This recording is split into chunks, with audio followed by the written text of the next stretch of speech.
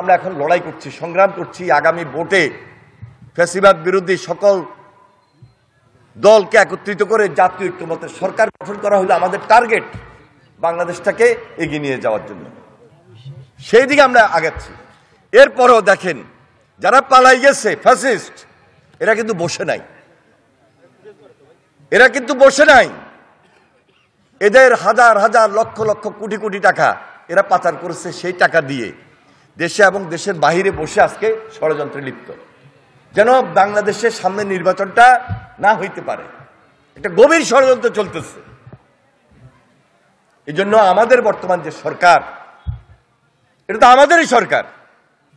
এই সরকারকে আমরা সহযোগিতা করে, আন্দোলন সংগ্রাম করার পর সহযোগিতা করে সবাই মিলে বসাইছি না।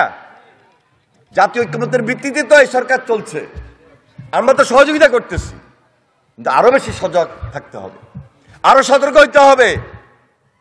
প্রত্যেকটা উপদেষ্টা যারা রয়েছেন, তারা যদি খুব অ্যালার্ট না হন, খুব সতর্ক না হন, দ্রুত হাসিনার বিচার ব্যবস্থা যদি না হয়, দৃশ্যমান যদি না হয়, ত্বরান্বিত যদি না হয়, তাড়াতাড়ি যদি না হয়, তাহলে দেশের মানুষ কিন্তু খুব কষ্ট পাবে, খুব বিপদে পড়বে।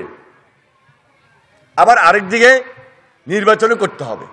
তাহলে নির্বাচন করতে হলে একদিকে নির্বাচনী রোড ম্যাপ দিতে হবে, আরেকদিকে দ্রুত সংস্কারের কাজ করতে হবে। আমাদের এই বর্তমান অন্তর্বর্তীকালীন সরকারে তো বলেছেন যে সংস্কার করতে 3 মাস লাগবে, 3 মাসের জায়গায় হলো 6 মাস লাগবে। যাই হোক, এখনো হয় নাই, দৃশ্যমান হয় নাই। আমরা আশা করছি দ্রুত এই কাজগুলো সম্পন্ন করবেন, কারণ এটা তো সাময়িক সরকার, অন্তর্বর্তীকালীন সরকার। তাহলে সবাই মিলে যদি দেশটাকে আমরা ঐক্যের মধ্যে না নিয়ে যেতে পারি, সুদৃঢ় ঐক্যের উপর ভর যদি না করতে পারি, সুযোগ কিন্তু তারা নিবে। ফ্যাসিস্ট কিন্তু থাবা মারার জন্য বসে আছে, এবং পার্শ্ববর্তী দেশ তারাও কিন্তু ব্যাপকভাবে নাক গলাইতে চায় এবং চেয়েছে।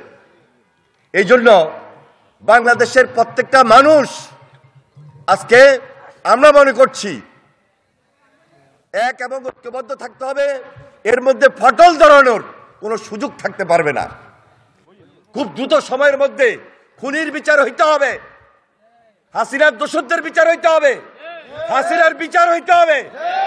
এগুলো দৃশ্যমান দেখতে চাই, তাড়াতাড়ি দেখতে চাই। আমাদের মাননীয় উপদেষ্টাগণ, আমরা আশা করছি যে এই ব্যাপারে বিশেষভাবে নজর দিবেন।